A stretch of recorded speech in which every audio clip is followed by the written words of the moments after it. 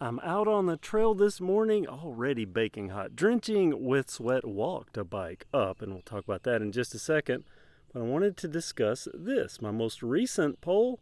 Ask you, what do you want to see next? 42% want to see budget bike parts, and that's important. I'll talk about that in just a second. 15% wanted to see a new e-bike. Second was a bike under $500. 35% of you, so that's a pretty close run. Very surprising. Tech tips, only 7%. Yeah, that's a big drop off. Makes me second guess my tech tips videos. Maybe I should source that over to my Kev Reviews channel. If you don't know about that, I'll put a link down in the description, but kind of shocking. So budget bike parts, a bike under $500, kind of the staple of this channel. And then new e-bikes, e-bikes, they have their clique. You either love them or you don't. But they are coming more and more and more. That's why I've been seeing so many, because there haven't been that many budget bikes released just yet until now. It gets hot. It's now baking hot in Alabama, 100 plus degrees, a heat index, I think 116 for 2 days from now. So no one's out on the trail riding all this because it's so hot. But I want to talk about this budget bike parts. I planned on making this the video that you would be seeing right now. The problem is shipping. I've been having issues with things getting delayed. I have plenty of budget bike parts. My goal is the absolute cheapest bike parts you can buy that are worth putting on a bike. And that's sourced where you don't have to wait 3 months to get it. So just know that when I'm sourcing the budget bike parts. But I'm waiting on a few more, so I'm going to hold out on that. That means the very next video you're likely to see is a bike under $500. But I can take this opportunity to talk about a budget bike under $500. This Kent Trouvaille, a big deal. It's in just barely assembled form here. So barely assembled that I had to push this up on the trail. Here, give you a hint. I had to push this up onto the trail. And if you've ever had a mountain bike coach tell you that it's hard, just as hard to push a bike up a hill as it is to ride it, confirmed. So why do I have this in partially assembled form out on the trail? Well, I can talk about budget bike parts, at least one that I have proven. This is my second go at these. This is a new set, but I've used these now twice. Well, technically once, and then I put them on here, and they're just barely on. But these are Sanctus Petals. They kind of look like Stamp 1s a little bit, but they are dual bearing. Actually, I think there might be triple bearing in there. They're sealed.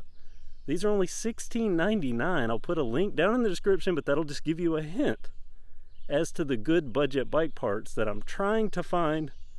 I have some crank sets that are a bizarrely good deal. If they turn out to work, they will be amazing. But for right now, Sanctus Petals, look at that. Doesn't that kind of look like a budgety Stamp 1? They're a little wider. Not quite as wide as Stamp 1s, at least the Stamp 1s that I have.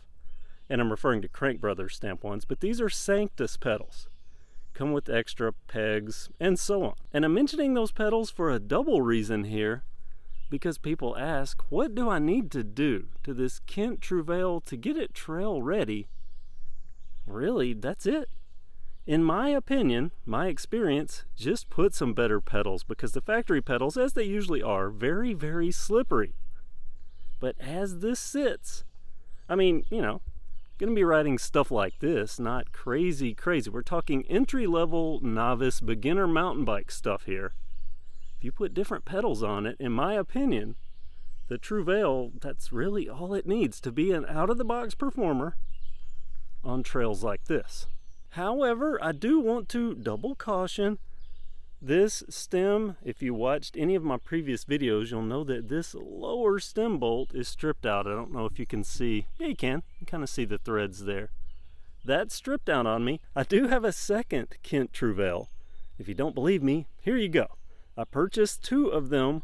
I have a second Kent Trouvaille that does not have the issue with stripping out. But just note, be careful with that. Watch it. It's kind of an ugly stem anyway, so I was going to replace it. But as far as other parts go, there's only one other thing that I want to note your attention to if you are a Kent Trouvaille shopper owner or buyer, well, shopper and buyer, same thing, but you know what I mean. You'll see here. Do you see that? Oh, how well you can see. There is a little bit of the bearing visible. I have destroyed this bearing just quickly putting this back together. Now notice I was pinching the bearing. Very easy to do because of the way this is set up. Usually you have, of course, there's the cup here. You have a crown race that goes on the fork, and then there's like a little dust seal cover that goes on. Normally those are tapered and they sit up into place. This one, not so well tapered, it just kind of flops loose, and that can let the bearing drop down. Very easy to crunch the bearing. So if you're a Kent Trouvaille owner, or you're considering buying one and you want to replace the fork, or you even remove the fork, for whatever reason, at any point, just note, be very, very careful. Very easy to accidentally destroy this lower headset bearing, and that's a very weird sized bearing, so note that. Other people are asking about this derailleur. This is, of course, the Microshift Advent. This one not clutched. I've talked about that numerous times.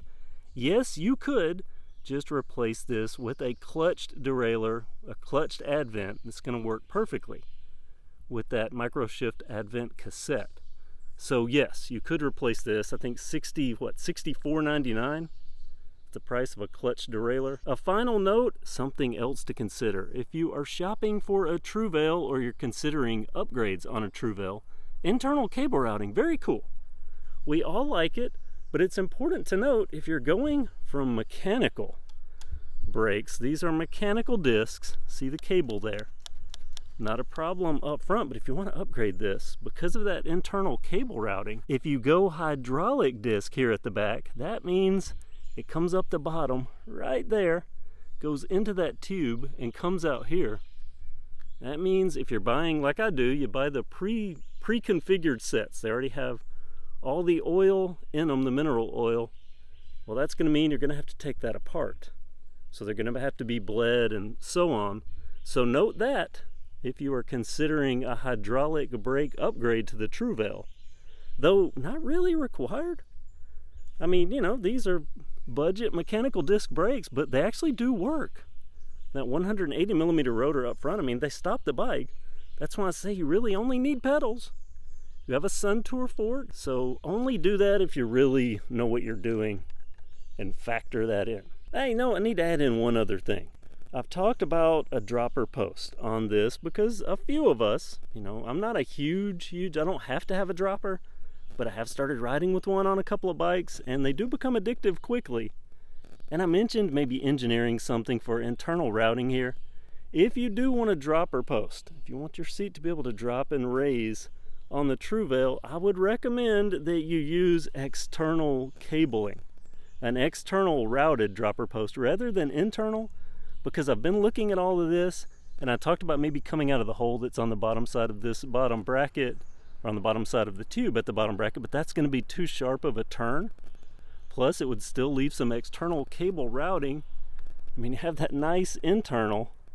That's why I'm probably, I don't know, I may still.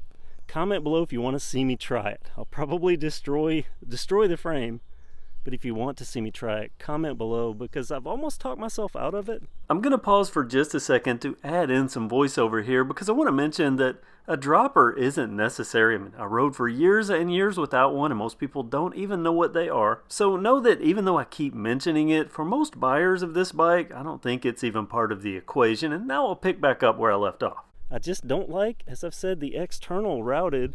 Wouldn't be so bad if this wasn't an internally routed frame. It's just going to look goofy. Well, it'll be strapped here, but that's something I really don't like. Zip ties on the top. I try to avoid it whenever possible. So let me wrap this up and state that budget bike parts are coming, and they're going to be very, very budget. $16.99 for some decently good pedals, in my opinion and in my experience. There are many new e-bikes coming. That's what's being released. I mean, I have to review what's coming out, and that's the most of what's coming out, though.